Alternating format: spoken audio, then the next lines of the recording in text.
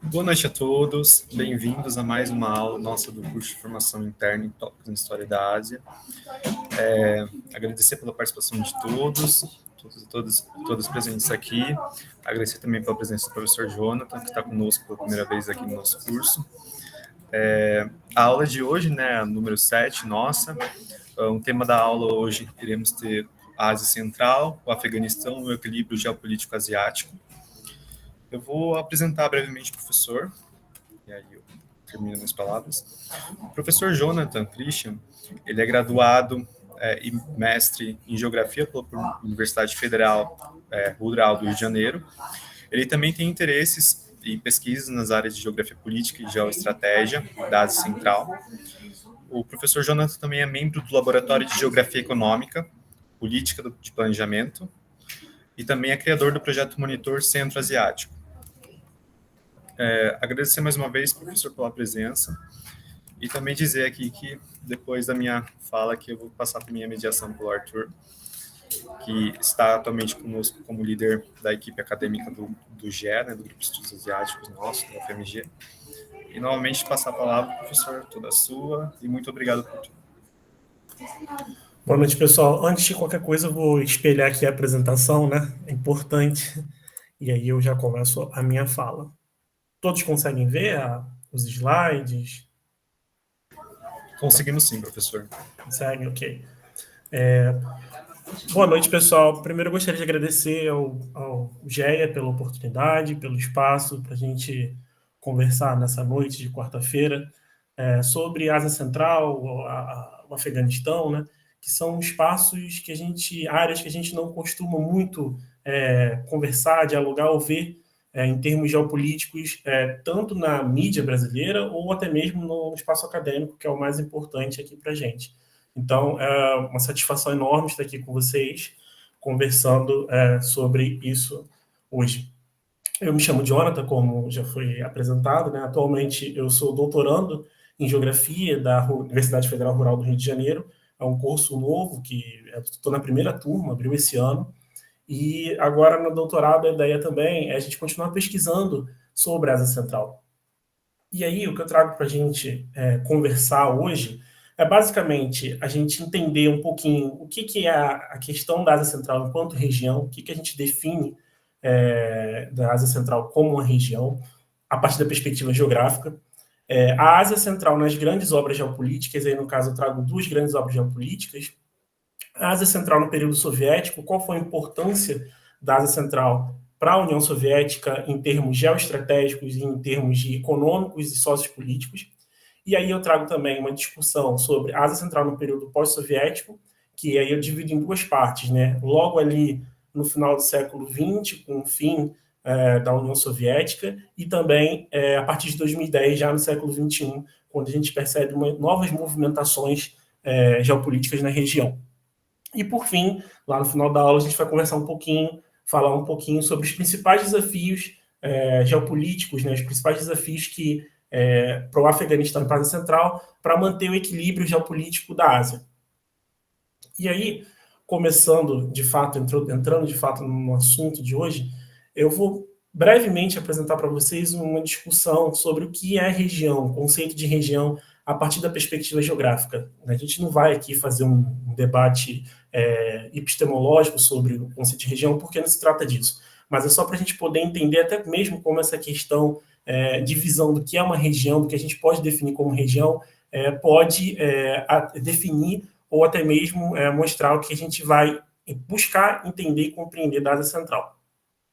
A ideia de região para a geografia, ela não é uma ideia estática, um conceito estático que nunca está em constante mudança, muito pelo contrário. É uma ideia fluida e que a gente pode definir a região de diversas maneiras, até mesmo porque esse conceito não é exclusivo da geografia. Então, a gente pode usar a ideia de região para definir uma região do corpo humano, ou uma província, um grupo de países, enfim. Pode ser utilizada para diversas coisas. Na geografia, a gente geralmente usa a região para determinar um domínio ou regularidade de propriedade que definem o espaço, ou seja, as semelhanças que definem o espaço, como diz o Paulo César da Costa Gomes, um geógrafo bastante conhecido. E a partir disso, a região, o conceito de região, ela pode ser mobilizado pelo pesquisador da maneira como ele deseja compreender ou usar esse conceito para fazer um recorte. E no caso da Ásia Central, a gente pode definir ela enquanto uma região através de duas perspectivas. A primeira, através de organismos internacionais, como, por exemplo, a ONU, o FMI, o Banco Mundial, que aí parte de um pressuposto econômico, das semelhanças econômicas que os países ali da área possuem, ou podem ir através de uma perspectiva de uma herança cultural, que é, no caso, por exemplo, das semelhanças, das heranças culturais que esses países preservam entre si e das semelhanças culturais que eles carregam. Um outro debate de definição da Ásia Central enquanto a região, a gente pode ir pelo caminho acadêmico, e aí, no caso, a gente está falando do antropólogo holandês William van Sheldon, que ele tem uma ideia de Zúmia, que basicamente é que a região que vai do interior da Ásia, e aí o interior da Ásia seria a própria Ásia Central, chegando até o Sudeste Asiático, e que essa região, ou cidades dessa região, teriam muito mais em comum do que com os pontos políticos e econômicos que definem a capital dos países em que essas cidades que compõem a ZUMI estão inseridas. Então, ele entende que, por exemplo, a Índia, determinadas regiões da Índia, do Paquistão, do Quirguistão, tem muito mais semelhança do que essas cidades, essas regiões teriam, por exemplo, com as capitais dos territórios, né, dos países, dos estados em que eles estão inseridos. E tendo essa noção, tendo essa visão de uma classificação regional focada em um ponto específico, ou um ponto econômico, ou num ponto que é definido como a capital de um estado, o William van Sheldon, ele acredita que a gente acaba produzindo a geografia da ignorância, que é o ato da gente não conseguir observar as diferenças que existem dentro dos próprios territórios e que muitas das vezes as regiões que compõem o país, ela está muito mais conectada com os seus vizinhos do que com a própria o próprio centro político-econômico que rege os seus preceitos. E aí, no caso, por exemplo, esse é o recorte de pesquisa de região que eu faço para entender a Ásia Central. São os países que outrora fizeram parte do bloco soviético e agora são países dependentes. Após o fim da União Soviética, se tornaram países independentes. Ou seja, eu falo ali do Cazaquistão, do Uzbequistão, do Quirguistão, do Tadiquistão e do Turcomenistão. Isso, para mim, é a Ásia Central. É isso que eu enxergo como Ásia Central e é dessa maneira que eu trabalho a Ásia Central. Então, todas as vezes que eu for falar da Ásia Central na aula de hoje, no nosso encontro, eu vou me estar referindo a esse grupo de países. Já o William van Sheldon, ele acredita que não. A Ásia Central ela está inserida nessa classificação regional de Zúmia, que, como vocês podem ver nesse mapa, é uma área muito mais extensa, uma área muito maior do que aquela que eu considero como Ásia Central. Então, é para a gente ter essa noção de que a Ásia Central ela pode ser definida de diferentes formas. Até mesmo, se eu não me engano, eu dei uma olhada no perfil do GEA, e vocês até colocaram lá uma definição do que era a Ásia Central e tudo mais, e vocês até incluem o Irã nessa classificação. Isso não significa que esteja errado nem certo, mas são visões diferentes como a gente mobiliza o conceito de região para fazer um recorte e entender um determinado grupo um conjunto de espaços e territórios. E a partir disso, a Ásia Central, ou seja, esse grupo de países que eu falei, eles aparecem de forma indireta ou indireta no centro do poder mundial. E aí tem dois grandes autores que trazem, um de forma direta e outro de forma indireta, a Ásia Central no centro desse poder mundial. O primeiro, a gente vai falar do Mackinder, que eu acredito que vocês conheçam, porque é um dos grandes nomes geopolíticos, quando a gente estuda sobre teorias geopolíticas e tal. E o Mackinder, ele tinha a sua ideia do Heartland, ele trazia para o centro do recorte, para o centro da análise, a periferia mundial. E aí, no caso, ele trazia para o centro da sua análise a Ásia Central. E por que ele fazia isso? Primeiro que ele fazia isso porque ele estava preocupado com a saúde do império de onde ele veio, que era o Império Britânico.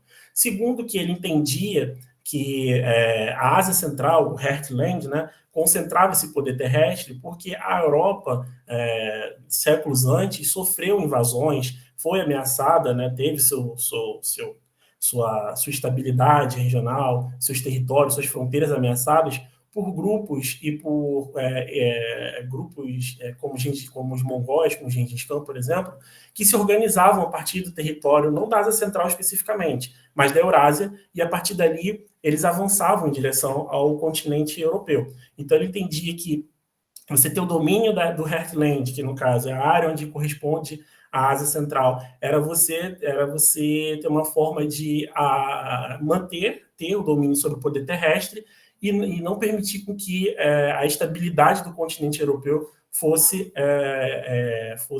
ameaçada por terceiros ou que isso pudesse colocar em xeque a ideia e o estilo de vida que ali existia. Já um outro teórico muito conhecido da geopolítica, que traz a Ásia Central para o centro do poder terrestre de forma indireta, é o Speakman com a ideia do Rhineland.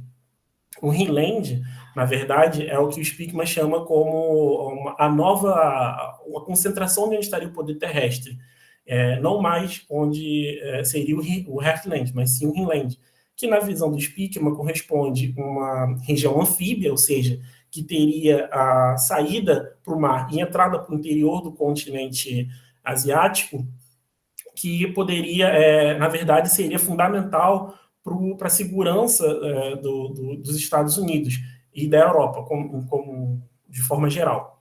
Então, o Rhineland, para o Speakman, era essa zona que deveria ser controlada, os Estados Unidos não deveria permitir o avanço nem dos chineses, nem dos soviéticos para essa região, e a Ásia Central, ela aparece ali como uma buffer zone, que é, na verdade, uma região tampão, ou seja, ela deveria estar ali como se fosse uma espécie de região neutra e não permitir que os soviéticos avançassem para o Rhineland e nem os chineses. Até porque, para o Speakman, se isso acontecesse, os Estados Unidos estariam cercados tanto pelo Oceano Pacífico quanto pelo Oceano Atlântico e comprometeria também a circulação das mercadorias por via marítima. E aí ele coloca indiretamente a Ásia Central no centro do poder terrestre. E esses são os mapas, né, mostrando a diferença entre o que é o Heartland e o que é o Rhineland.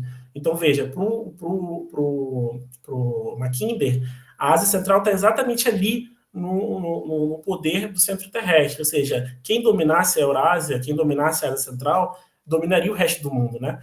E para o Speakman, a Ásia Central estaria nessa buffer zone, ou seja, uma zona tampão em que os Estados Unidos não deveriam invadir, e os soviéticos também não deveriam invadir, para que não houvesse esse choque, esse conflito, e até mesmo porque, caso os chineses ou os soviéticos adentrassem nessa região, ameaçaria a hegemonia estadunidense. E isso a gente vê que hoje em dia isso é bem plausível, né? A gente vai ver na aula de hoje que isso é bem plausível e, de certo modo, a China e a Rússia, a presença chinesa e russa na Ásia Central e a própria Ásia Central podem comprometer a hegemonia estadunidense.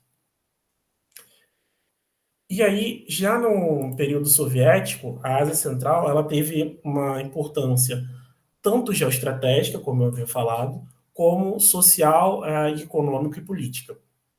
E nesse aspecto, a gente vai falar primeiro da questão da importância sociopolítica e econômica da Ásia Central. No primeiro momento, a Ásia Central foi usada como um espaço contra-revolucionário. O que seria isso, né? Depois da Revolução de 17 na Rússia, os colonos russos que haviam migrado para a Ásia Central durante o Império Russo, eles se apossaram de muitas terras, de infraestruturas e afins que ali existiam.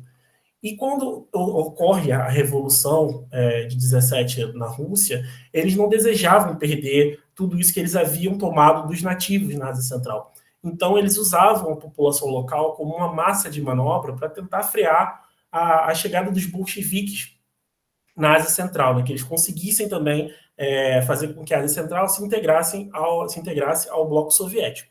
Contudo, eles não tiveram sucesso nessa empreitada, né, de manter a Ásia Central como um espaço contra-revolucionário. Então, os bolcheviques acabam adentrando na região, conseguem fazer com que a Ásia Central se integre ali à União Soviética, faça parte da União Soviética, e a partir disso esses colonos acabam perdendo tudo aquilo que eles haviam tomado dos nativos lá quando eles chegaram durante o Império Russo. Então, os soviéticos, né, eles vão fazer a coletivização das terras, ou seja, as terras que antes estavam na mão dos colonos russos são distribuídas para as populações locais. Eles vão modernizar e vão criar sistemas de irrigação, sistemas agrícolas para o cultivo de algodão, cereal, que era muito importante para a União Soviética naquele momento. Eles vão começar também a desenvolver as redes de circulação e informação. E o que são essas redes de circulação e informação? São as ferrovias, as rodovias, os aeroportos, são infraestruturas que permitiam a integração regional e o escoamento da produção feita ali na Ásia Central para as outras partes da União Soviética. Eles também vão fazer a procura, a descoberta de recursos naturais na Ásia Central e, consequentemente, a sua exploração. A Ásia Central também teve um papel importante para a União Soviética durante o período da Segunda Guerra Mundial, em que muitas indústrias que eram vitais para o funcionamento da União Soviética foram transferidas para a Ásia Central como uma forma de tentar segurar, tentar fazer com que essas indústrias vitais, essas plantas, não fossem ameaçadas, bombardeadas, ou que eles tivessem perda total, e aí parassem toda a cadeia produtiva que alimentava, que abastecia a União Soviética. Eles também promoveram a modernização do parque industrial na Ásia Central durante esse período. E, por fim, mas não menos importante, a gente teve também a criação de centros científicos e universidades na Ásia Central, ali nos anos 1920, para a capacitação da população local e para que essa população local também ocupasse postos técnicos que até então eram ocupados só por russos que vinham da Rússia para adentrar e poder garantir o funcionamento dessa cadeia, desse parque industrial, dessa rede de circulação e informação e assim por diante. Então, trago duas fotos aqui que é só para ilustrar, para a gente ter uma noção do que eram essas infraestruturas. Então, por exemplo, nessa primeira imagem aqui, a gente tem a planta siderúrgica do que hoje está no Uzbequistão, mas naquele período começou como no Turquestão, mas depois também acabou como parte da República Socialista Soviética do Uzbequistão. Nessa planta siderúrgica foram produzidos aviões muito importantes para a União Soviética, como, por exemplo, o Antonov 22, que é o maior avião... me fugiu a palavra agora, mas é um dos maiores aviões do mundo na categoria em que ele integra. A gente, na segunda imagem aqui, tem a Universidade Técnica do Turquestão, que hoje é a Universidade de Tashkent, a Universidade Estadual de Tashkent, que foi a primeira universidade da Ásia Central, e a partir dessa universidade formaram-se mão de obras capacitadas para poder operar todo o aparato tecnológico que os soviéticos colocaram na região naquele período. Já na dimensão geoestratégica, a Ásia Central foi importante para a União Soviética por dois grandes motivos. O primeiro motivo era a contenção da influência estadunidense na Eurásia, principalmente após a queda do primeiro-ministro iraniano Mossadegh na década de 50. Quando a gente tem ali a queda do Mossadegh, principalmente pela nacionalização da indústria petrolífera iraniana, os Estados Unidos joga bastante dinheiro no regime iraniano para que eles pudessem ter uma influência e, enfim, conseguissem adentrar ali na região da Ásia Central ou, mais ainda, próximo da fronteira soviética. Mas aí, a partir da Ásia Central, a União Soviética consegue meio que estancar essa influência, consegue segurar essa influência estadunidense. Por outro lado, ao mesmo tempo que os Estados Unidos estavam muito preocupados e gastando muito dinheiro com o regime iraniano, eles ignoraram pedidos de países vizinhos que também queriam ajuda, como foi o caso do Afeganistão. O Afeganistão, de 1950 até 89, estima-se que tem recebido ali cerca de 85 bilhões de dólares dos soviéticos para a modernização da sua indústria, a modernização das suas forças armadas, enfim, uma modernização de uma série de coisas que os Estados Unidos ignoraram quando foram solicitados pelos afegãos. Então, a União Soviética viu esse espaço, viu essa oportunidade, essa janela, e modernizou as forças armadas do Afeganistão, investiu muito dinheiro no Afeganistão.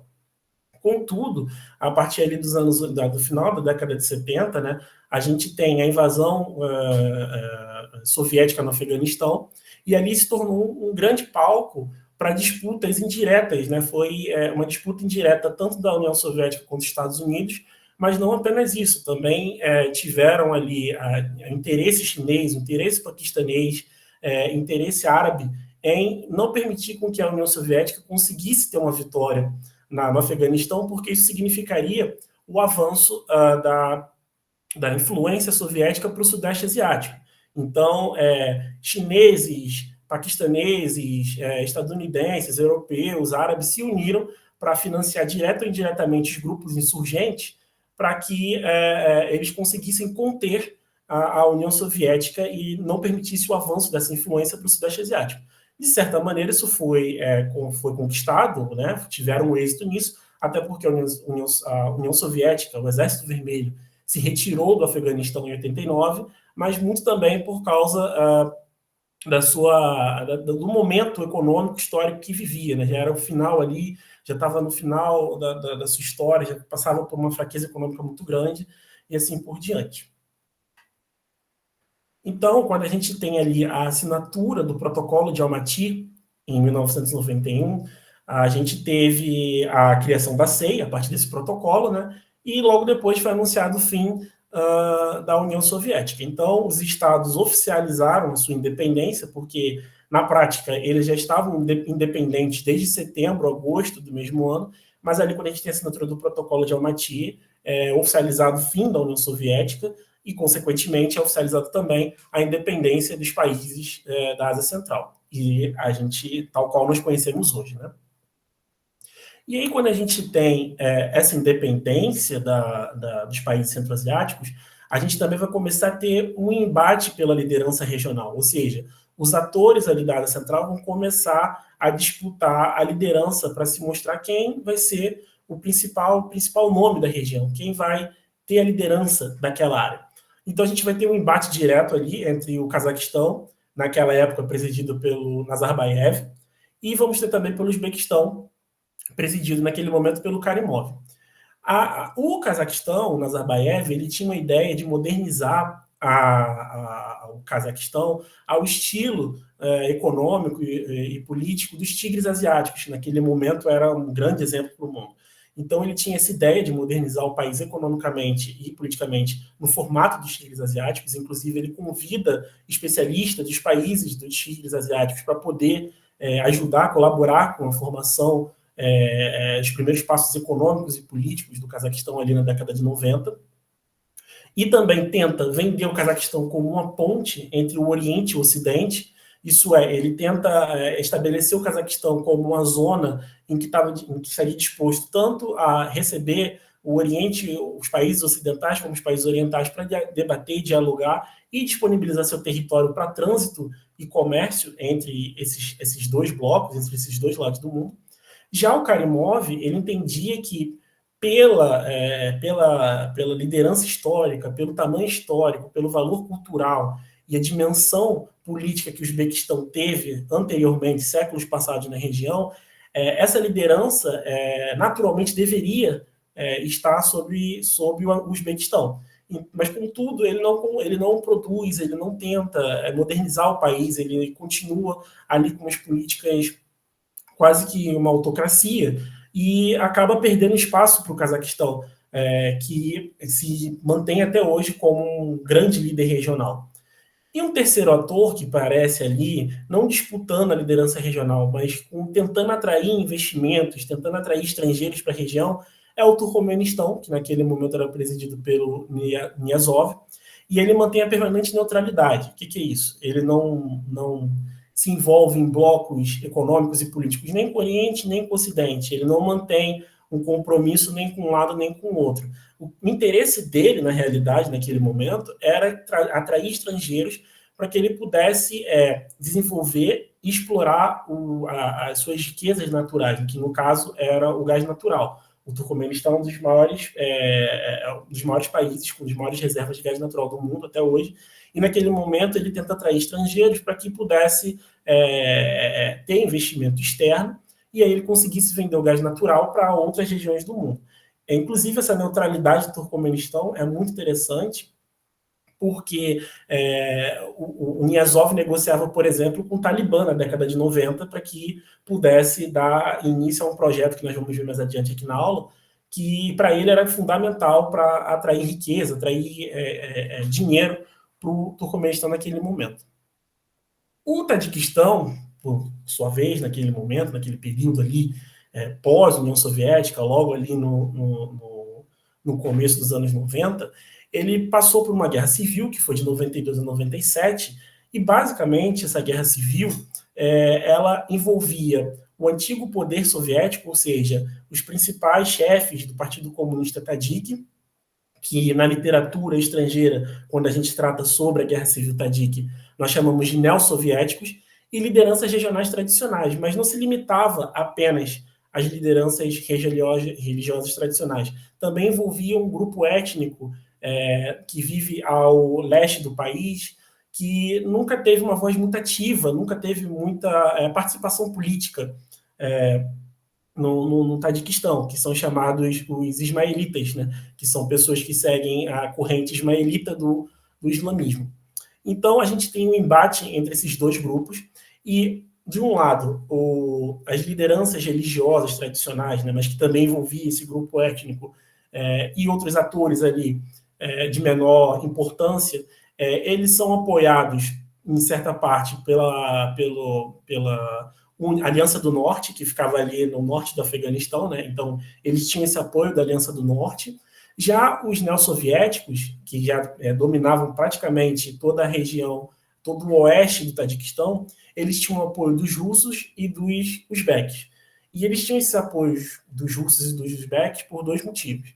Primeiro que a forma como as fronteiras na Ásia Central foram definidas ali durante o período soviético, elas formam tipo uma espécie de colcha de retalhos, né? Claro que isso tinha interesse central, mas também não era exclusivamente apenas o interesse de Moscou, que as fronteiras fossem dessa maneira durante o período soviético. Também atendia os interesses locais naquele momento. Mas essa espécie de colcha de retalho ali fronteiriça faz com que grupos, uma grande parcela da população uzbeque, por exemplo, vivesse dentro do território tadjik em enclaves, por exemplo. E a mesma coisa acontecia com os tadjiks que viviam em território uzbeque. Então, eles tinham os uzbeques tinham esse interesse para proteger a minoria étnica que ali vivia e também para ter uma certa influência regional que eles já disputavam com o Cazaquistão naquele momento. Já os russos tinham interesse porque o bloco neossoviético tinha uma relação mais estreita com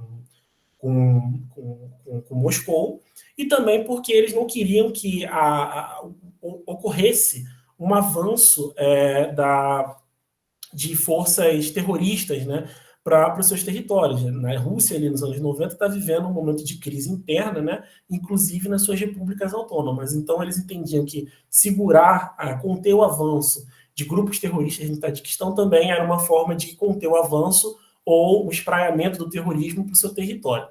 E essa guerra civil só vai acabar em 1997, quando a gente vai ter a assinatura do Protocolo de Moscou, e são definidos ali alguns termos, né? Como, por exemplo, a participação dos ismaelitas na vida política do Tadiquistão, que eles teriam direito a uma porcentagem ali no parlamento, mas ao longo do tempo isso foi perdido, especialmente porque o presidente do Tadiquistão, que é o Emomali Rahmon, ele se mantém no poder desde então, desde 92, 93, e pouco a pouco ele foi esvaziando o poder ou foi modificando ao longo do tempo esses acordos e a Constituição Tadjik.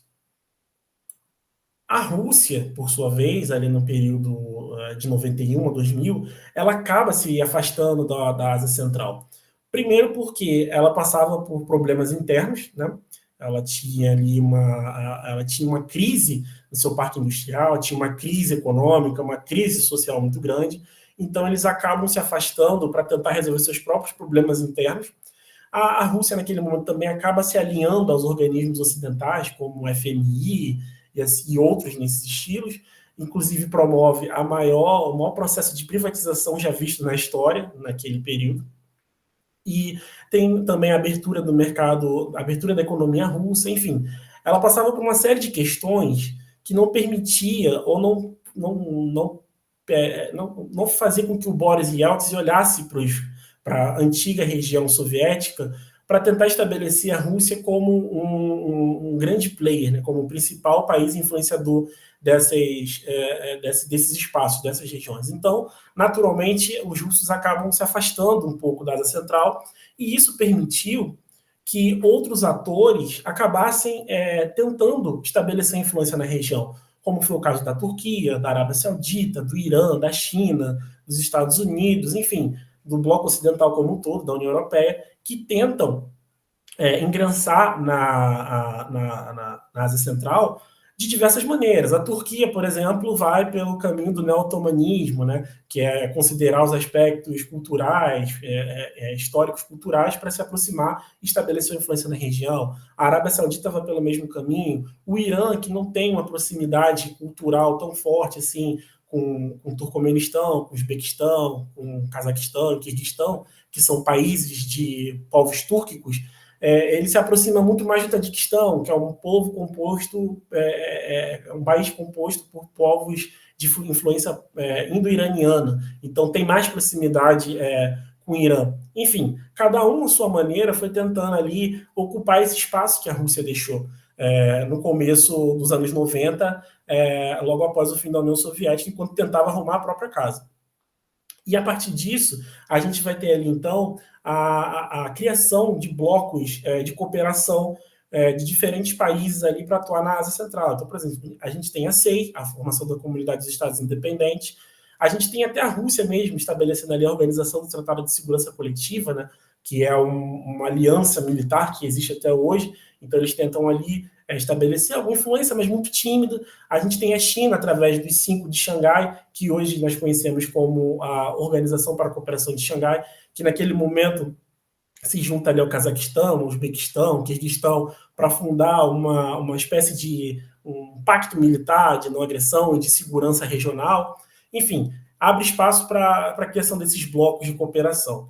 Mas, além desses blocos de cooperação, também é aberto um espaço para a criação de joint ventures, né, empresas estrangeiras que vão entrar na Ásia Central para poder explorar os recursos que até então eram explorados pelos soviéticos. Então a gente vai ter, além de empresas russas, vamos ter empresas canadenses, empresas estadunidenses, empresas árabes, empresas de vários países formando joint ventures ou consórcios para poder explorar o gás natural, o petróleo, o cobre, mina de ouro e assim por diante.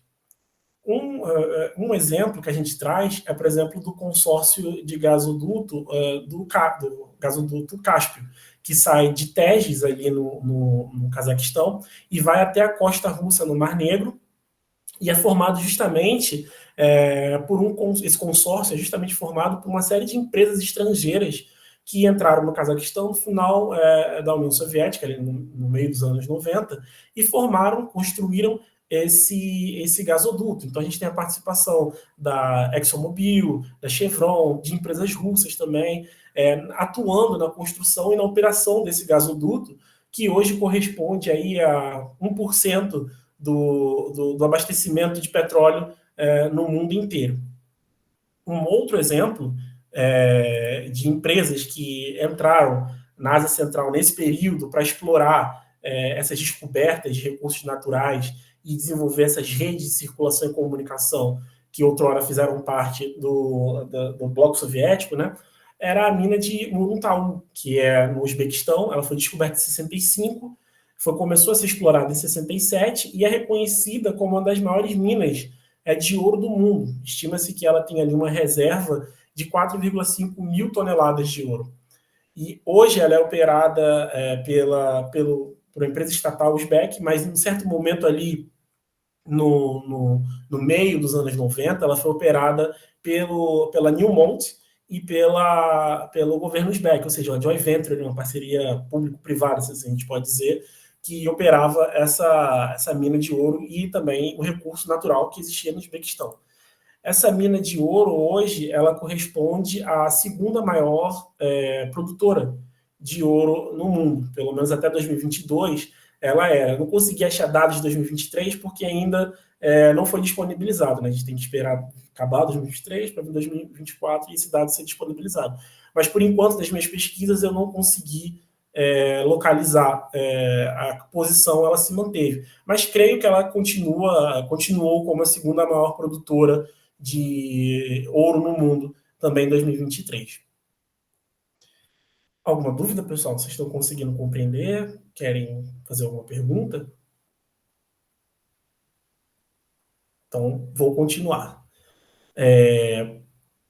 Ali já no começo dos anos 2000, já na virada de século, né, a gente vai ter dois grandes eventos que vão mudar e vão reposicionar geopoliticamente a Ásia Central. O primeiro deles é a eleição de Vladimir Putin como presidente da Rússia, e o segundo são os atentados nos Estados Unidos no 11 de setembro. Esses dois eventos foram importantes porque eles deram um novo caráter, um novo papel geopolítico e geoestratégico para a Ásia Central. Começando pela Rússia, o Putin, quando ele chega ao poder, nos anos 2000, ele chega ao poder com uma Rússia muito ressentida com o bloco ocidental, com os organismos ocidentais, com uma Rússia um pouco desmoralizada e uma Rússia que tinha perdido alguns espaços de influência, especialmente ali no antigo espaço soviético, né? Então, quando Putin é eleito, a visão de política externa da Rússia também é alterada.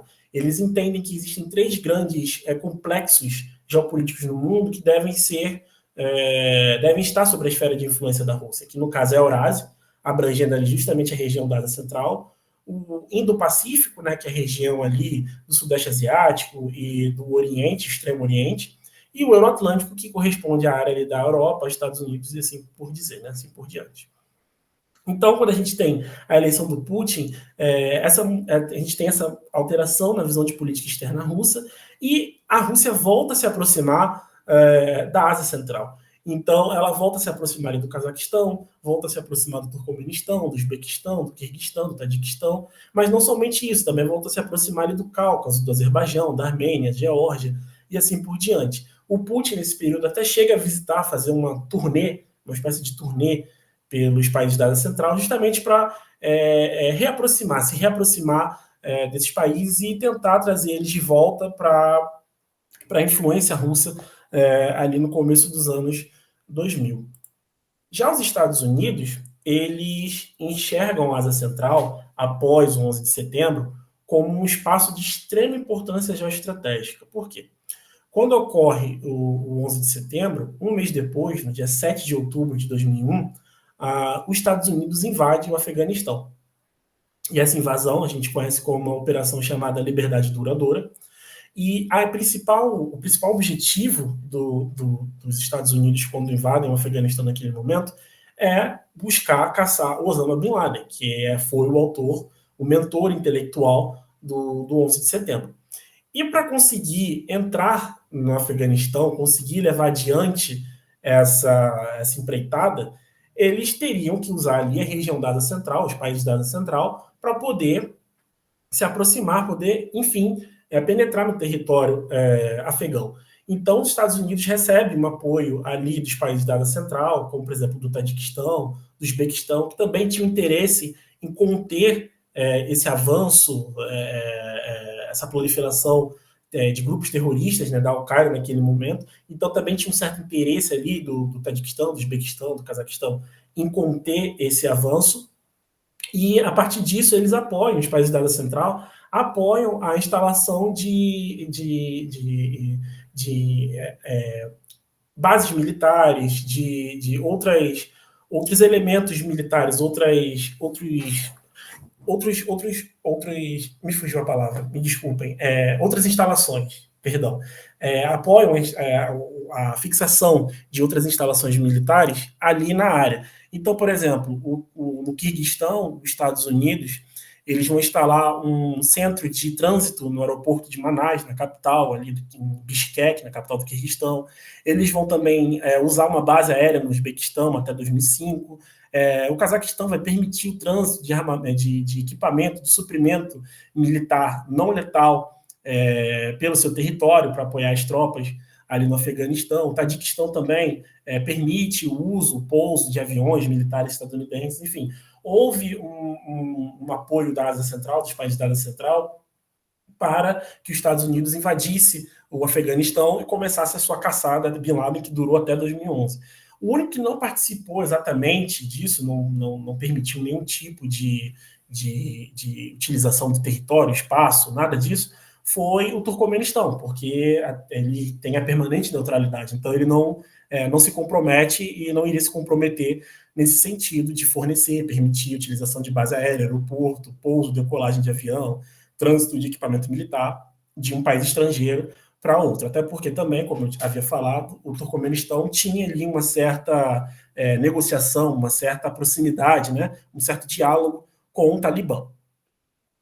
A China, vendo isso, vendo a instalação de tropas, de instalações militares ali nas suas fronteiras, próximas das suas fronteiras, ela resolve modificar o acordo que a gente viu como os 5 de Xangai, que naquele momento era um grupo seleto de pessoas, de países, né, que estabeleceram ali um pacto militar de defesa, não agressão, muito singelo ali. Então a China resolve mudar esse acordo, né, transformando na Organização para a Cooperação de Xangai. Ela é, na verdade, um contraponto à presença, né, dos Estados Unidos ali na região, que crescia cada vez mais, era cada vez maior. Então, eles reorganizam esse acordo, formam a Organização para a Cooperação de Xangai, que é baseada nos princípios do espírito de Xangai, que vocês estão vendo aí no slide, que é, por exemplo, o reconhecimento da soberania de cada Estado membro, a não interferência em assuntos internos, respeito mútuo às culturas dos países e cooperação vantajosa para todos. Isso é o que, na verdade, mantém até hoje o principal discurso da geopolítica chinesa, né? É pautado muito nesse espírito de Xangai. Mas naquele momento, então, eles transformam esse acordo na Organização para a Cooperação de Xangai, em 2001. Essa aqui é uma foto da assinatura ali do acordo, do protocolo que fundou a organização. E a gente vê ali, por exemplo, da esquerda para a direita, o presidente do Uzbequistão, naquele momento, o Karimov, vê o presidente do Quirguistão, vê o presidente da Rússia, vê o secretário-geral do Partido Comunista Chinês e o presidente do Cazaquistão naquele momento.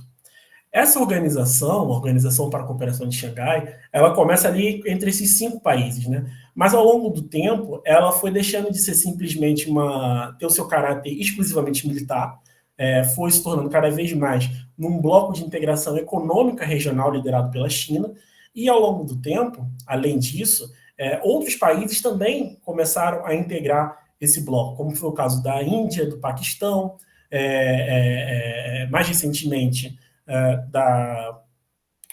do Irã, em 2022, e juntos, né, juntando todos esses países ali como Estados-membros, eu nem estou falando aqui dos países observadores, dos parceiros de diálogo, enfim, só considerando apenas os Estados-membros, a Organização para a Cooperação de Xangai, hoje, ela tem um potencial imenso para o desenvolvimento tecnológico, desenvolvimento econômico e desenvolvimento social também, porque ela concentra no seu bojo os países que têm as maiores populações do mundo, os países que têm as maiores extensões territoriais do mundo e também riquezas. E se a gente for fazer um comparativo, por exemplo, só em termos demográficos, a Organização para a Cooperação de Xangai, ela tem, por exemplo, 3,2 bilhões de pessoas ali juntando os Estados-membros, né? Esse infográfico da Sputnik nem considera, por exemplo, o Irã, porque se a gente considerar o Irã, esse número certamente irá aumentar. E se você compara esses países da Organização para a Cooperação de Xangai em termos demográficos, por exemplo, ela é muito superior se você juntar, por exemplo, o Japão, os Estados Unidos, o Reino Unido, a Coreia do Sul, a Austrália. Se juntar todos esses países em termos demográficos, ainda assim a gente não vai chegar perto do tamanho, da grandeza que é a Organização para a Cooperação de Xangai. Então, por exemplo, nesse infográfico a gente vê os países membros da Organização para a Cooperação de Xangai têm 3 bilhões de pessoas, enquanto juntando a Austrália, Coreia do Sul, Japão, Reino Unido, Estados Unidos, tem ali 1 bilhão de pessoas no máximo. E aí a gente vai ter o segundo período, né, da Ásia Central no período pós-soviético, que é a partir de 2010. E nós vamos ter também a atuação de novos atores, né, ali na região, tentando estabelecer influência. A Turquia, que, como eu já havia dito ali, né, no final da União Soviética, no meio dos anos 90, tentou ingressar na região, vendendo o seu modelo de Estado secular como modelo a ser seguido pelos países da Ásia Central, já que eles possuem ali herança túrquica em comum, né? A Turquia, a partir da sua chamada estratégia profunda, a partir de 2005, 2006, por ali, ela começa a tentar estabelecer, reavivar a sua influência em áreas que outrora foram parte do Império Otomano. Então, ela tenta estabelecer influência no norte da África, na Ásia Central, por exemplo. Então, a partir disso, dessa estratégia profunda, em tentar restabelecer sua influência em áreas que foram parte do Império Otomano, eles usam o que muitos acadêmicos turcos chamam de neo-otomanismo, que é valorizar, pegar esse aspecto, essa proximidade cultural, os laços culturais, os traços que unem esses povos túrquicos para se aproximar e estabelecer ali uma relação de influência. Então, por exemplo, a Turquia, em 2009, reorganiza o Conselho Túrquico para o que a gente chama de Organização dos Estados Túrquicos. Aí ali a gente vai ter a Turquia, o Azerbaijão, o Cazaquistão, o Quirguistão, o Uzbequistão, interagindo principalmente através desse viés de herança cultural em comum para aumentar a sua relação econômica, a sua relação política, a sua relação comercial. E eles fazem isso, então, a partir de 2009, através da Organização dos Estados Túrquicos, levando sempre em consideração, sempre usando como argumento a proximidade cultural, a herança túrquica entre esses povos. E um dado interessante nesse caso, da influência turca na região, é que o Turcomenistão, por exemplo, ele pode acabar rompendo essa neutralidade a qualquer momento, vamos assim dizer, porque ele está em vias de se tornar um Estado-membro da Organização dos Estados Túrquicos. O que seria bastante interessante observar, né? O Turcomenistão, que mantém essa permanente neutralidade desde o fim da União Soviética, assumindo um compromisso, entrando de fato num bloco de cooperação econômica e regional. O Turcomenistão já é um Estado membro observador, né? Um membro observador da Organização dos Estados Túrquicos. Então, a gente vai acompanhar esse ano dos próximos capítulos para ver se de fato vai ocorrer essa integração como Estado membro permanente, né? E através dessa união, dessa conversa pela via cultural, que acaba também influenciando no aumento da parceria econômica, comercial e assim por diante, a Turquia também tenta usar o seu país, o seu território, como um hub logístico para os países da Ásia Central, especialmente através da rota internacional de transporte Transcáspia, que é utilizando ali o território da Turquia para se integrar os territórios da Ásia Central e as ferrovias que vêm da China, né? Hoje a Turquia tenta expandir essa rota internacional, tentando aglutinar o Uzbequistão e o Turcomenistão, a rota, para aumentar a sua capacidade de ser um hub logístico para os países da Ásia Central. E o que a Turquia tenta com isso? Na verdade, a Turquia tenta usar o seu território como um ponto para poder espalhar as mercadorias da Ásia Central, que não encontram muita opção, às vezes, para poder chegar ao mercado europeu. Então, eles tentam integrar, através dessa rota, todos esses países e, a partir dali, concentrar as mercadorias da Ásia Central, dos países da Ásia Central, e, a partir dali, levar a outros destinos no continente europeu. E, além de ser um hub logístico em termos de bens de consumo, a Turquia também tenta ser um hub no que tange a transferência, a venda de gás natural. E aí, no caso, a gente está falando especificamente do Turcomenistão. A gente vai ver isso um pouco mais à frente, mais adiante, mas a Turquia tenta, ainda hoje, né, recentemente até foi fechado um acordo e tudo mais, em transferir o gás turcomeno para outros países da Europa. Então, eles tentam usar ali os seus gasodutos que ligam a Geórgia e a outras partes ali do continente europeu para vender o gás turcomeno, que também já é um desejo antigo do Turcomenistão em alcançar novos mercados. e não só hoje vender majoritariamente seu gás quase que exclusivamente para a China. Então tem uma dupla função ali o território da Turquia, né? Primeiro de ser um hub logístico em termos de transferência de bens de consumos produzidos na Ásia Central, mas também de transferência de recurso natural, que no caso é o gás natural do Turcomenistão. A Rússia, no período ali de 2010 para cá, ela continuou seu processo de integração, seu processo de aproximação com os países da Ásia Central. E ela fez isso através de dois caminhos específicos. O primeiro foi militar, colaborando nos aspectos de defesa ali na região, e o segundo foi econômico. Em termos militares, a Rússia já tem, desde o final dos anos 90, uma base militar no Tajiquistão. E 2014 para cá, ela também começou a operar outras instalações militares no Quirguistão. Por exemplo, o centro de trânsito do aeroporto Manais, ou chamado de base aérea de Kant, no Quirguistão, que anteriormente era ocupada pelos Estados Unidos. Quando os Estados Unidos acaba saindo, o prazo de aluguel termina, os Estados Unidos saem, o Quirguistão resolve não renovar esse contrato, a Rússia acaba ocupando essa instalação militar e mantém ali um contingente militar. E, além disso, ela também opera ali na cidade de Karakol um campo de testes contra armas anti-submarinas, e também tem uma estação de comunicação a longa distância para a Marinha Russa. Tudo isso ali no Quirguistão. Ou seja, ela, dos anos 90 para cá, ela acabou aumentando a sua presença militar na região. Mas, além disso, como eu havia falado, ela também vai pelo caminho econômico. E aí, no caminho econômico, eles acabam fundando ali em 2014 a chamada União Eurasiática, que é a integração econômica do Quirguistão, do Cazaquistão, da Rússia, obviamente, de Belarus e da Armênia, para formar uma união econômica, uma união aduaneira, onde eles vão criar ali um mercado comum, com a facilitação de uma legislação que vai permitir o livre comércio entre esses países. A Rússia, ela até tenta trazer também o Uzbequistão e o Tadiquistão para integrar esse bloco econômico, mas eles ainda não conseguiram, não tiveram êxito.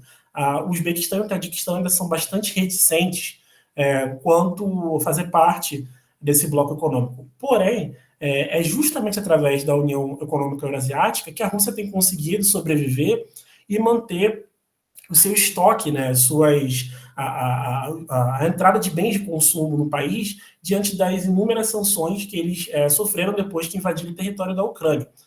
Nós vemos aqui, por exemplo, esse gráfico feito pela Comissão de Estatística da União Econômica Eurasiática e mostra, por exemplo, o avanço, o crescimento do PIB do bloco. Esse primeiro dado aqui do gráfico, seguido da Armênia, de Belarus, Cazaquistão, Quirguistão e Rússia. Então a gente vê que, por exemplo, no dourado, na cor dourada, a gente tem ali o crescimento do PIB do bloco de janeiro a dezembro de 2023. Claro que, se comparado país por país em relação a 2022, a gente vai ver um número menor, exceção da Rússia, que cresceu em 2023. Mas a gente consegue ter uma noção, por exemplo, através desse gráfico, que o crescimento do PIB do bloco em si é muito disso, porque através desses países a Rússia consegue receber os produtos que, ora, são sancionados para adentrar no seu país pelas vias ocidentais. Então, esses países recebem esses bens de consumo, motores de carro, peças de avião, o que quer que seja, e a partir dali eles conseguem ser levados para a Rússia. E não só por isso, a Rússia também vem com a ideia cada vez maior, especialmente após a invasão que eles fizeram na Ucrânia em 2022, em criar novos corredores de transporte na Ásia Central. Por quê? Porque a Ásia Central, além dos países ali da União Econômica Eurasiática, né, eles vão ter um papel fundamental para o escoamento, para a exportação dos produtos russos para outros países do mundo. Então, por isso que a Rússia tem tentado ali, tem negociado com os países da Ásia Central a criação de novos corredores de transporte ou a melhora das infraestruturas, por exemplo, de ferrovias, para que possa ser integrado, esses países possam ser integrados, por exemplo, ao corredor de transporte sul, que liga até ali o Irã e chegando até a Índia, ou a partir dali pode a partir do oceano pode ir para qualquer outra região do mundo, e também eles estão propondo a criação de um outro corredor de transporte internacional que sairá de Belarus até o Paquistão, através do Cazaquistão e Uzbequistão. Qual a ideia da Rússia com isso, né? É que as cargas que venham de Belarus, né, os bens de consumo, ou o que quer que seja, que venha de Belarus, que também está sancionada, passe pela Rússia, o trem possa ser carregado, ou o caminhão possa ser carregado. A partir dali, ele passe pelo Cazaquistão, pelo Uzbequistão, e aí segue pelo Afeganistão até chegar ao Paquistão, as cidades costeiras no Paquistão, e dali a carga possa ser enviada para qualquer lugar do mundo por via marítima. Então, a Ásia Central também, nesse período, nesse contexto de guerra da Rússia e Ucrânia, ela passa a ter esse caráter também estratégico para que a Rússia possa sobreviver, possa respirar economicamente, comercialmente, diante das sanções que ela vem levando do Ocidente desde fevereiro de 2022. E uma prova de que realmente os países da Ásia Central são importantes para receber, para que a Rússia possa receber esses bens de consumo e outras partes importantes, maquinário, motores de carros, aviões e qualquer outra coisa que seja nesse sentido, por exemplo, esses gráficos que eu trouxe aqui para vocês, que mostra, por exemplo, que após a eclosão da guerra Rússia-Ucrânia, em 2022, a exportação de bens de consumo da Europa para o Quirguistão, para a Armênia, para o Cazaquistão, para a Geórgia, elas deram um salto muito grande. Ou seja, o que antes não ocorria era uma balança comercial muito singela, muito tímida, elas acabam disparando justamente ali no período pós-guerra entre Rússia e Ucrânia, depois que a guerra eclode, na verdade, né? E a suspeita, e isso é confirmado de certa maneira, que esses produtos, a partir dali, consigam entrar em território russo e consigam abastecer a cadeia produtiva ou a cadeia de abastecimento da Rússia. E os exemplos que a gente tem que corroboram com essa hipótese é que, por exemplo, a balança comercial, o comércio entre a Rússia e o Uzbequistão, por exemplo, disparou em 40% em 2022.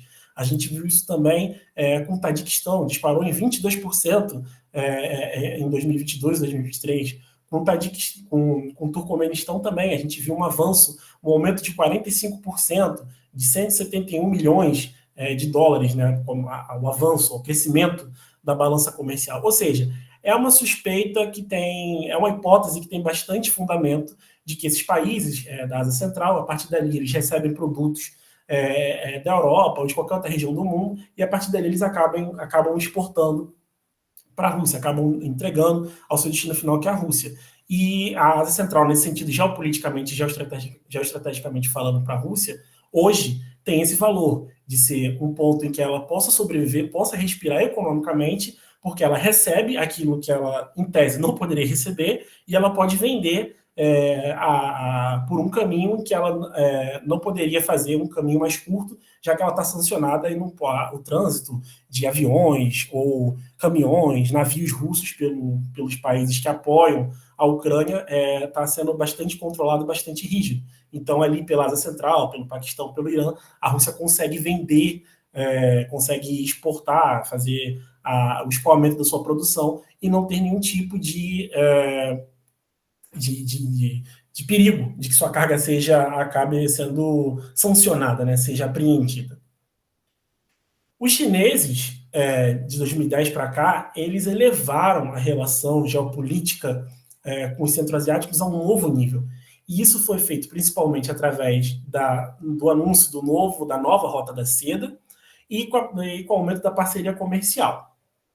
Em 2014, no Cazaquistão, em Astana, justamente no dia que essa foto foi feita, o secretário-geral do Partido Comunista Chinês, Xi Jinping, ele anuncia a criação da nova Rota da Seda, Belt and Road, ao lado do presidente do Cazaquistão, Nazarbayev. E, a partir daí, a gente vai ver uma série de investimentos da China na Ásia Central. A nova Rota da Seda é um projeto geopolítico estrondoso da China em se conectar com outras partes do mundo, e a Ásia Central, nesse sentido, é fundamental para a geopolítica e para essa geoestratégia chinesa. Então, por exemplo, quando eu estava escrevendo a minha dissertação de mestrado, eu fiz um levantamento ali que entre 2014 e 2021 a China investiu bilhões na maioria dos países da Ásia Central.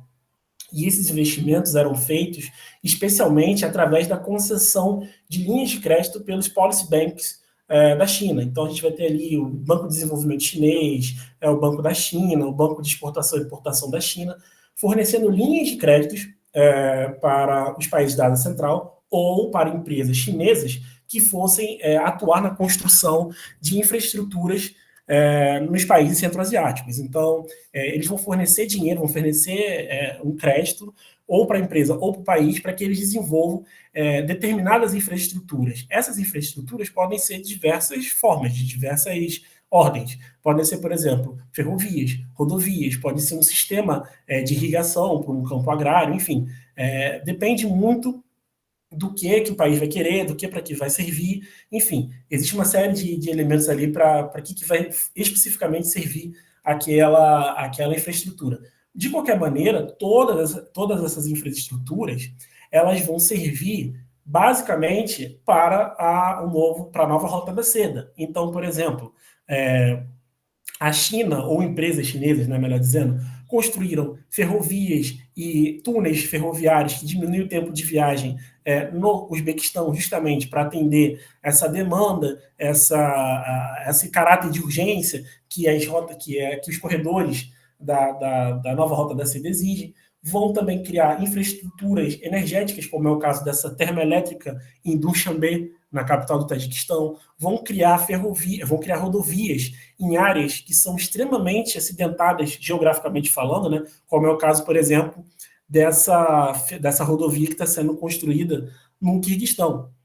E, além disso, existem vários projetos que empresas chinesas têm atuado para melhorar a infraestrutura da Ásia Central, para justamente atender as demandas da nova Rota da Seda. E os policy banks, nesse sentido, são fundamentais. O que a China busca com isso, na verdade, é estabelecer uma relação em que sejam feitos acordos econômicos que sejam benéficos para ambos os lados. Por quê? A China não vai tentar implementar uma cartilha política e econômica nos países da Ásia Central, algo que é muito comum dos países ali ocidentais, né, no caso do Euroatlântico, tentar fazer. A China quer uma relação pragmática, uma relação em que ela vai fornecer o dinheiro, os países vão receber o dinheiro, vão construir a infraestrutura, essas infraestruturas ficam para os países, não ficam na mão das empresas chinesas ou da China em si, ficam na mão dos países. Contudo, a China ela busca essa relação pragmática. Então, se ela busca essa relação pragmática, os países precisam quitar esses débitos, precisam quitar esse dinheiro que eles pegam com os policy banks da China. Então, isso leva, de certa maneira, a um endividamento dos países da Ásia Central, como a China, como é o caso do Quirguistão e do Tajiquistão, por exemplo.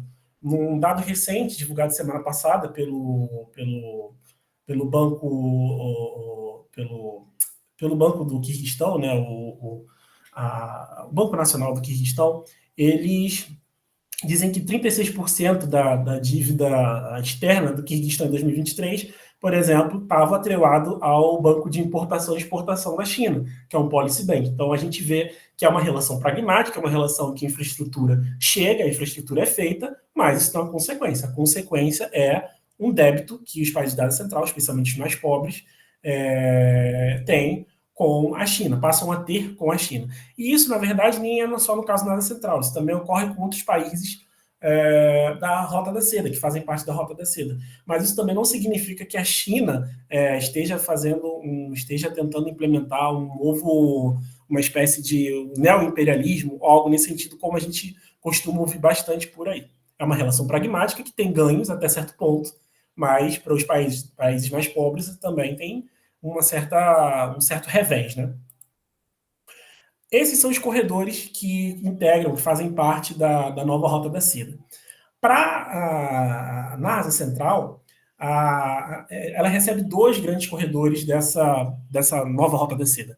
O primeiro é o corredor China, Ásia Central, Sudoeste Asiático, que leva ali até a Península Arábica e a Turquia, e o segundo é a nova ponte terrestre eurasiática.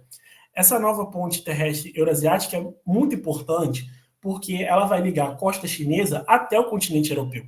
Então, é por ali que passa boa parte dos produtos produzidos na China que são vendidos para o mercado europeu. Claro que existe também a rota marítima. Contudo, a rota marítima ela leva mais tempo. Ela acaba se tornando um pouco mais inviável quando a gente fala num caráter de urgência ou de um dinamismo, né, melhor.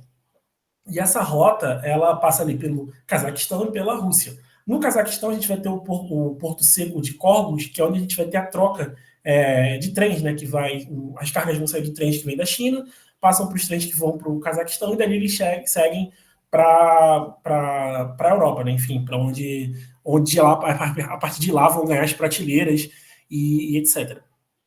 E diante do contexto regional ali no Oriente Médio, das tensões no Oriente Médio, né, que também acabaram levando as tensões à costa ali, a região marítima da área, esse corredor se tornou ainda mais importante recentemente, né? Ele tem se tornado o principal caminho para a China poder enviar a sua mercadoria, os seus bens produzidos, sem que isso se leve um atraso, sem que as cargas estejam em constante risco ou sejam expostas a algum risco específico, ou seja, tomada por algo nesse sentido. Então, por exemplo, esse ano, nos primeiros 4 meses desse ano, na verdade, no primeiro trimestre desse ano, a China divulgou que mais de 3 mil trens saindo da China em direção à Europa passaram por esse corredor.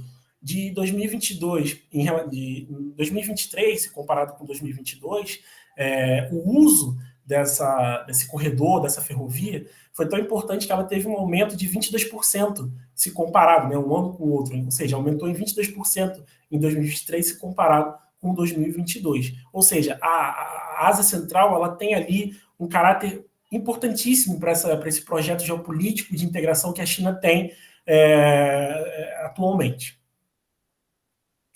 E no que tange a balança comercial da China com os países da Ásia Central, basicamente, no caso do Turcomenistão, por exemplo, e do Cazaquistão e do Uzbequistão, na venda de gás. O Turcomenistão é o maior vendedor de gás natural para a China, supera inclusive a Rússia, e isso ano após ano tem aumentado, apesar de que agora eles estão tentando buscar outros mercados para poder fornecer seu gás natural. Então, talvez no futuro a gente possa ver uma leve queda nessa venda de gás natural do Turcomenistão para a China.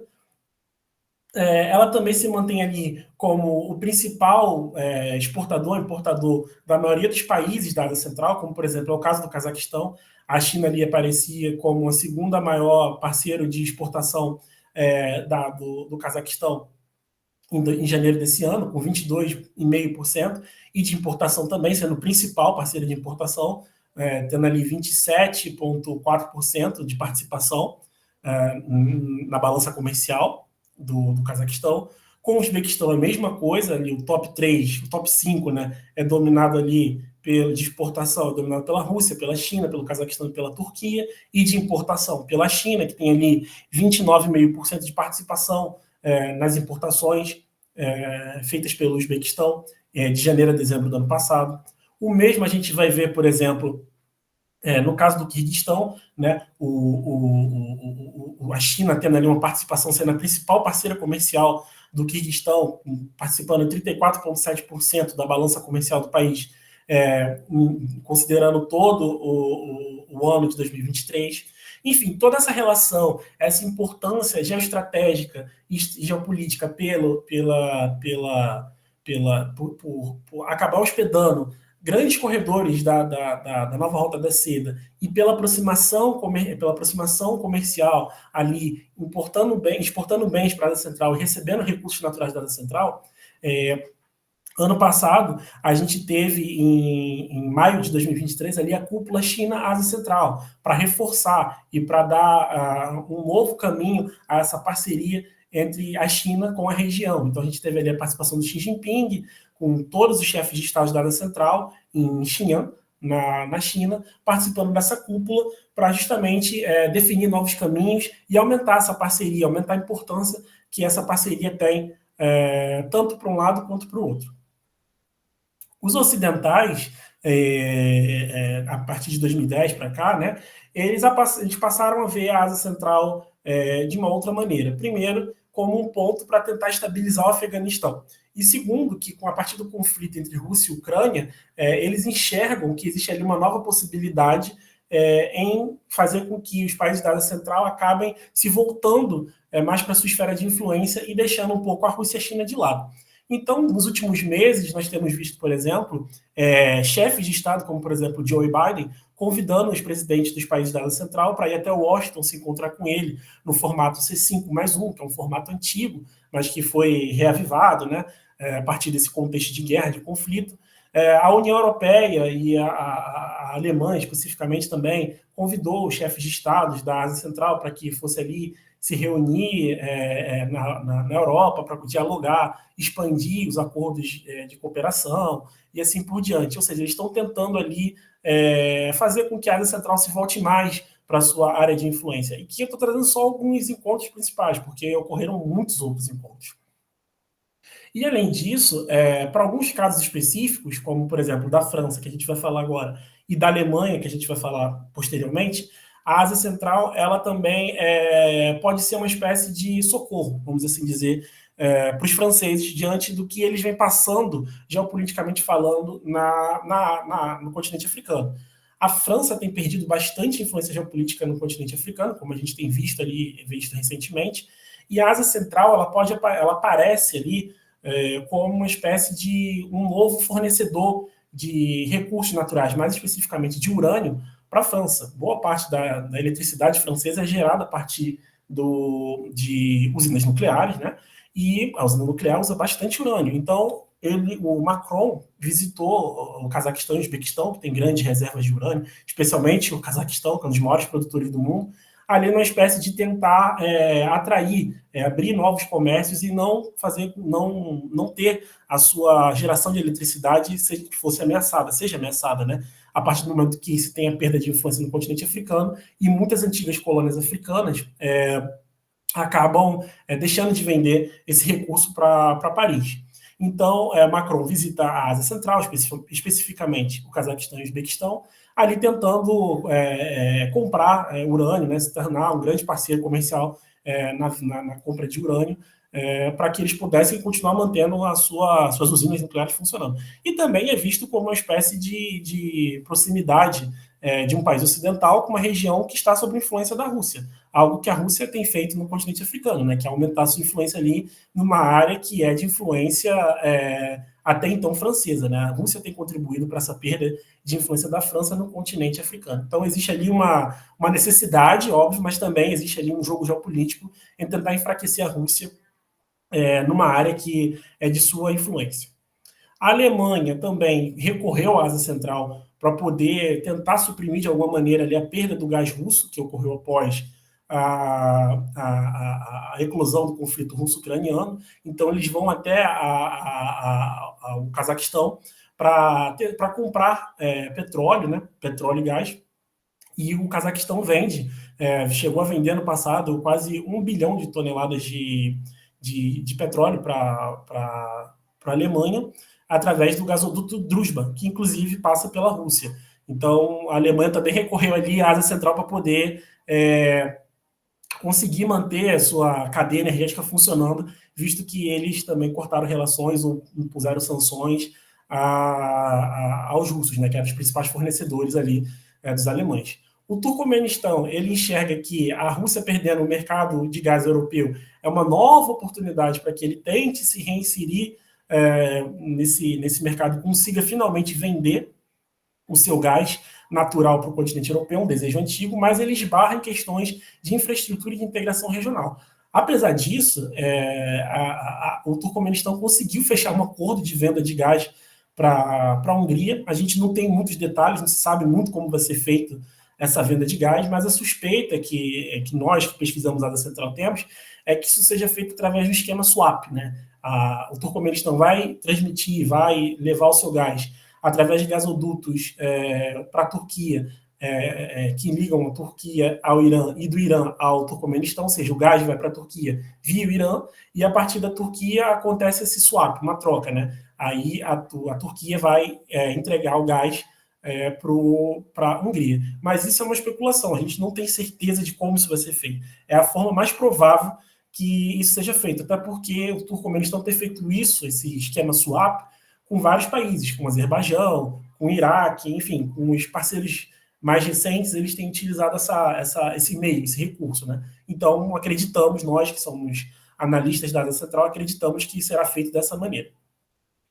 E quais são os principais desafios, então, da Ásia Central e do Afeganistão para manter o equilíbrio da região do continente asiático, né? Os desafios recentes eles passam principalmente pelos conflitos fronteiriços, pelas disputas por infraestruturas e recursos, os conflitos, né, que ocorrem no Oriente Médio, o terrorismo, o tráfico de drogas internacionais e também os problemas ambientais. Então, começando pelos conflitos fronteiriços, né, a gente vai ver que esses conflitos fronteiriços, na verdade, são problemas antigos, herdados dos tempos da União Soviética, como eu disse, né? A definição das fronteiras foi feita de uma maneira quase como uma colcha de retalhos. Claro que isso tinha interesse de Moscou, mas também interesses das elites locais em que fosse feito dessa maneira essas divisões, essas definições de fronteiras.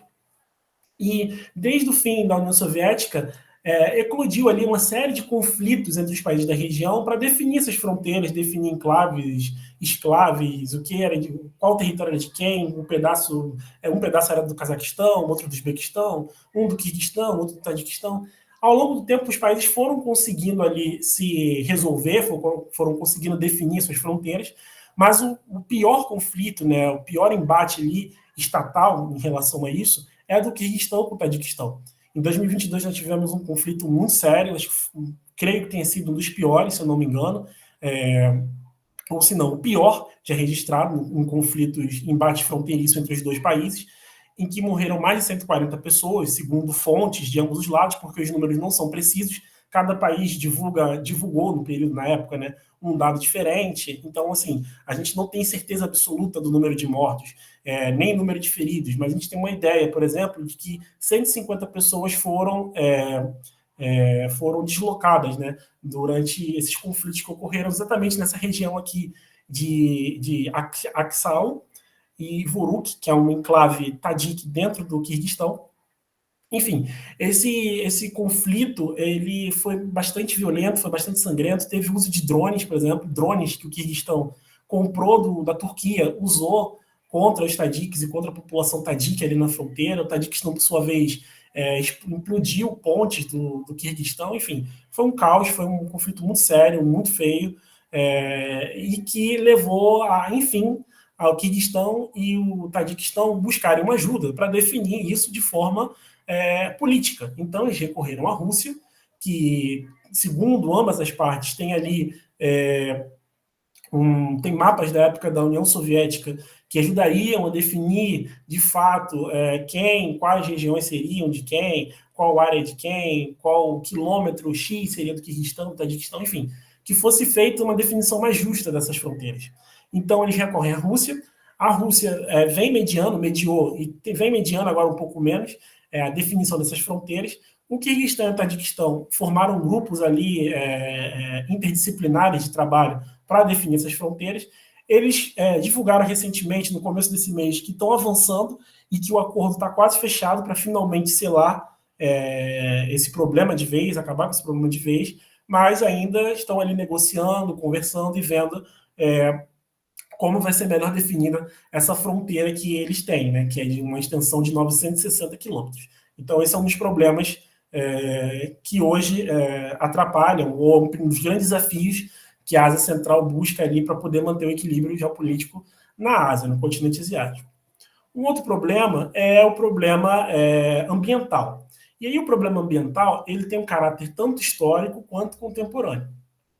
Contemporâneo, a gente diz, por exemplo, como exemplo do Quirguistão, que tem uma qualidade de ar classificada pela Organização Mundial da Saúde como insalubre, ou seja, são muitas plantas industriais trabalhando, produção de energia não renovável e com uso de combustível fóssil muito grande, poluindo o ar, poluindo e prejudicando a qualidade de respiração da população que mora ali no Quirguistão. Por exemplo, essa primeira foto aqui em Bishkek, capital do Quirguistão, isso num dia em que a poluição estava muito forte, mas naturalmente existe ali um grau elevado de poluição, não é sempre cinzento desse jeito, mas é uma foto que registra um dia que esse nível de poluição estava elevado. A gente tem problemas antigos que remontam também ao tempo da União Soviética, como é o caso da seca do Mar Aral, que acabou prejudicando toda a região do Caracapaquistão, que é uma região autônoma ali dentro do Uzbequistão. Essa região até hoje tenta se restabelecer economicamente e socialmente, porque eles viviam basicamente do Mar Aral e a parte da pesca no Mar Aral. E quando ocorre a seca do mar, eles acabam ficando sem ter trabalho, sem ter de onde tirar seu ganha-pão e assim por diante. O Uzbequistão vem tentando recuperar, mas é um processo muito difícil. Isso ocorreu lá atrás, durante a União Soviética, quando os soviéticos tentaram, né? Não tentaram não, quando eles criaram canais e desviaram o mar para poder abastecer os grandes plantios de algodão que tinham no Uzbequistão, no Turcomenistão, e assim por diante, mas também de cereais e outros elementos agrícolas, né? Além disso, a gente vai ter também como problema ambiental recente, que desafia o equilíbrio da região, a questão das temperaturas, a elevação das temperaturas do mundo, e isso impacta diretamente as bacias hidrográficas do Cazaquistão, da Ásia Central, especialmente os rios Amurdaria e Sirdaria, porque esses rios, as nascentes desses rios, vêm justamente das montanhas Pamir, que ficam ali na fronteira da China com o Quirguistão e o Tadiquistão.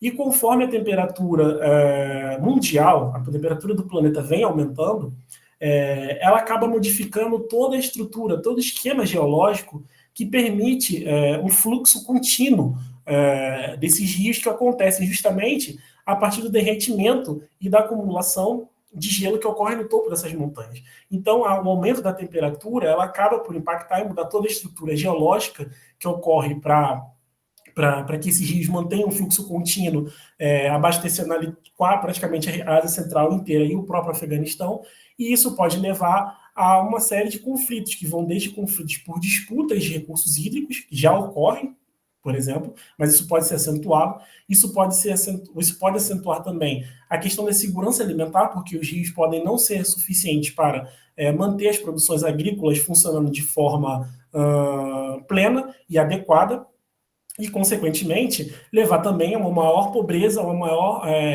maior questões socioeconômicas que podem levar as populações, especialmente ali dos países mais pobres, como o Quirguistão e o Tadiquistão, a recorrer a outros meios de ganhar recursos. Isso pode ser através da migração, ou pode ser se juntando a grupos extremistas que oferecem dinheiro para que eles possam lutar nas guerras, nos conflitos que ocorrem tanto no Oriente Médio quanto em conflitos ali mesmo na região, no caso do Afeganistão, por exemplo.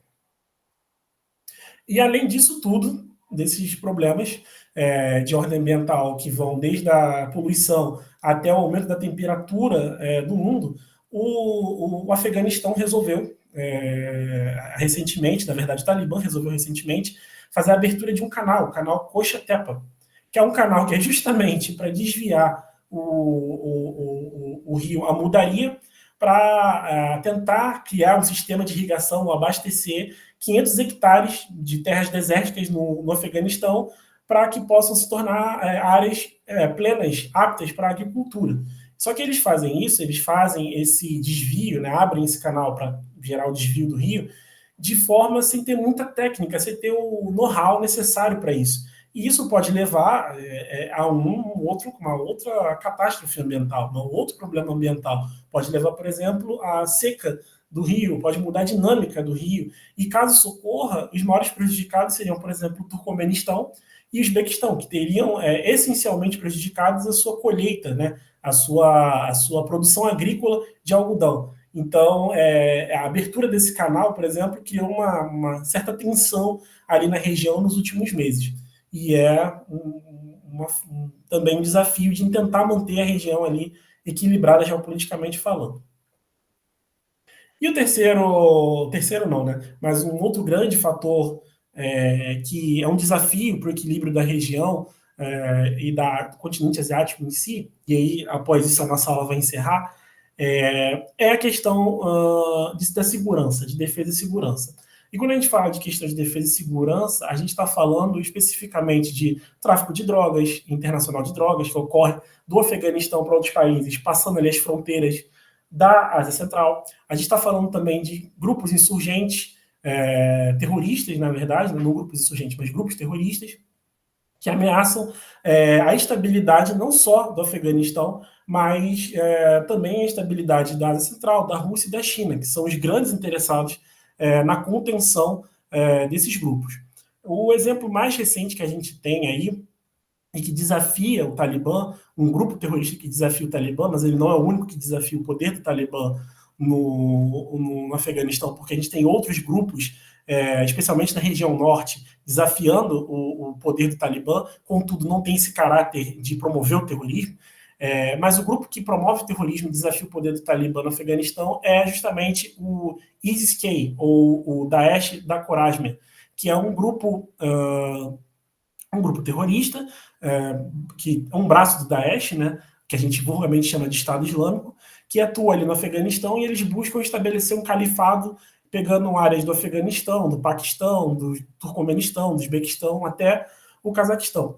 E esse grupo, eles enxergam que os atores estrangeiros, como a Rússia, a China e os próprios centro-asiáticos, os países da Ásia Central, eles, na verdade, não respeitam as tradições do povo afegão e, na verdade, apenas querem explorar os recursos que ali existem, ou seja, os recursos que existem no Afeganistão. A China, por exemplo, tem grande interesse na exploração de cobre no Afeganistão. Isso, para o ISIS-K, é um problema muito grande que eles não aceitam. Então, esse grupo ele vem promovendo atentados terroristas, não só ali na fronteira do Afeganistão com o Tajiquistão, como também recentemente foi responsável pelo atentado em Moscou, no Crocus City Hall, que foi executado. O ISIS-K foi o mentor intelectual, mas quem executou de fato foram 4 tadiques que foram justamente foram seduzidos, vamos assim dizer, né, pelo grupo a partir da questão monetária, ou seja, ofereceu um alto valor para que eles executassem esse atentado terrorista. E esse problema ele tem sido um foco de preocupação muito grande ali na região, para a China, especialmente porque esses grupos podem acabar migrando e tentar fazer algo semelhante na região autônoma de Xinjiang, para os centro-asiáticos, porque podem desestabilizar os países de alguma maneira, e a Rússia, no caso, já sentiu isso de forma mais explícita, né, com esse atentado. Aqui do lado, a gente está vendo, por exemplo, uma peça de propaganda do ISIS-K, em que chama o presidente do Tajiquistão, Emomali Rahmon, de marionete do presidente russo Vladimir Putin.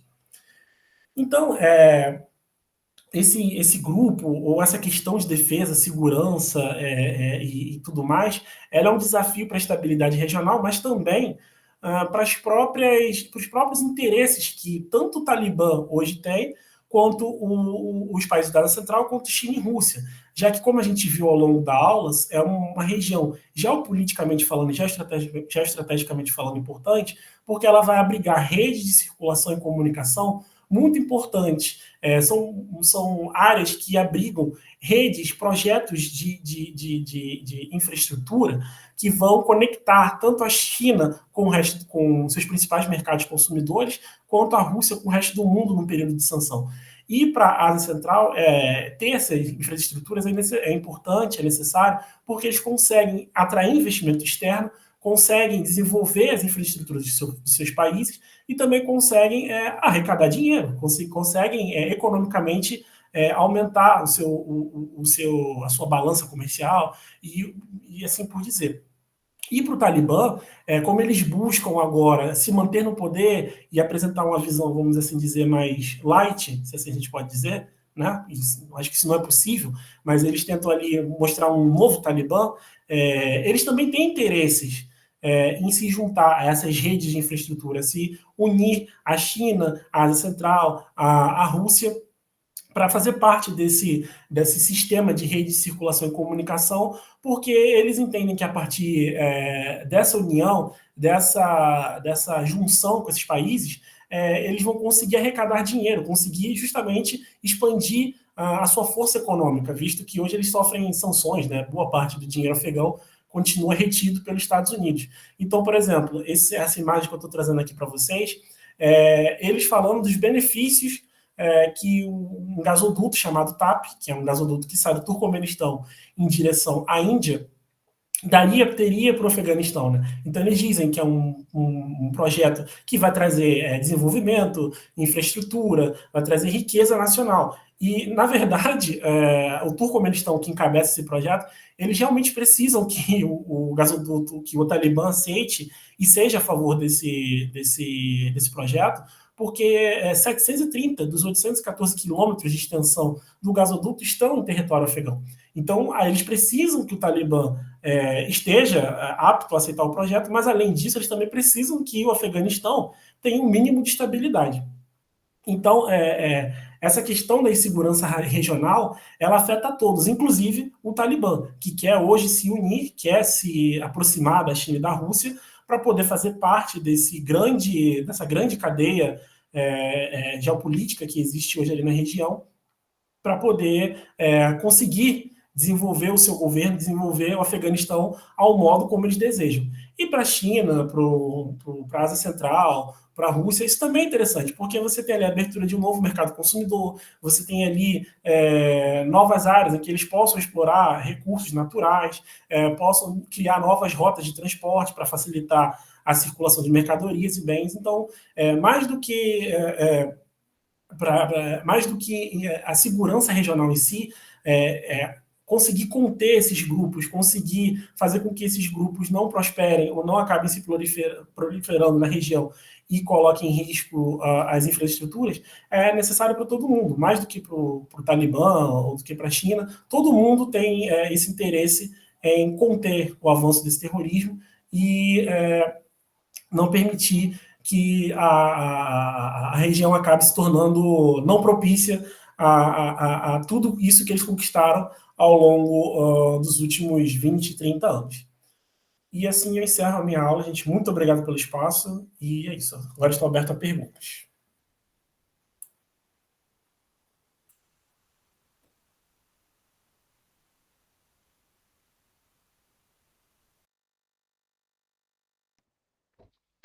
Excelente, professor Jonathan. A aula foi realmente muito boa, muito completa, né? O senhor abordou a questão da Ásia Central, mas também pensando em várias perspectivas, né? Desde o comércio internacional, mas também falando da geopolítica, geoestratégia. Então, foi realmente uma aula muito boa e muito completa. Pessoal, queria saber se vocês têm alguma dúvida, alguma questão, comentário para fazer ao professor.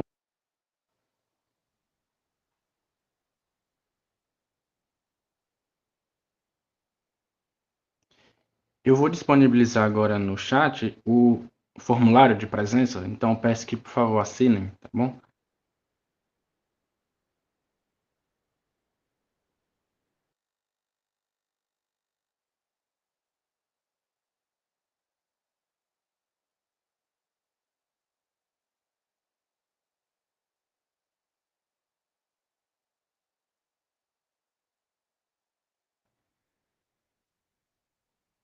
A Jéssica comentou aqui, por ser leiga sobre a Ásia Central, pude aprender mais sobre todo o contexto nessa aula, e agradeceu.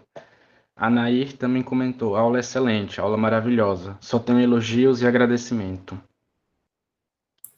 Pessoal, só para esclarecer, alguns pontos podem ter sido rasos, né? Mas é porque se eu fosse aqui entrar e explicar, por exemplo, a guerra civil do Tajiquistão, a gente ia ter que ter uma aula só para isso. Enfim, eu tentei apresentar para vocês o contexto, né, do porquê que a Ásia Central é importante para o equilíbrio geopolítico do continente asiático como um todo, né? Então, eu espero que vocês tenham entendido, mas se vocês quiserem indicações de bibliografia ou qualquer outro material nesse sentido, meu e-mail, posso deixar meu e-mail aqui, eu posso encaminhar para vocês textos, vídeos, enfim, qualquer coisa que vocês tenham interesse, tá?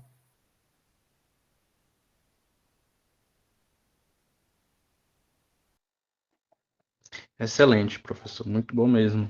A Yasmin também comentou que gostaria de elogiar a aula, né? Excelente, e pedir as bibliografias, mas aqui o senhor já respondeu que está disponível. Muito bom. Alguém mais quer fazer algum comentário? Caso contrário, eu imagino que possamos nos encaminhar para o final da aula, né? Para o encerramento do nosso encontro de hoje.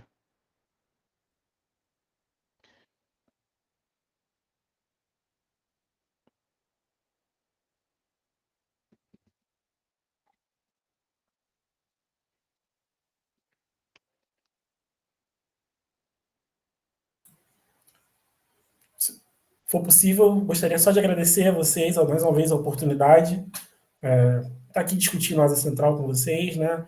Foi um prazer muito grande conversar, explicar um pouco. Espero que vocês tenham compreendido, tenha sido uma aula interessante, que vocês fiquem curiosos para pesquisar, saber um pouco mais sobre a área central, porque é uma região que a gente pouco explora aqui no Brasil, né? Isso eu falo tanto da minha área, que é a geografia, mas também das outras áreas, relações internacionais, né?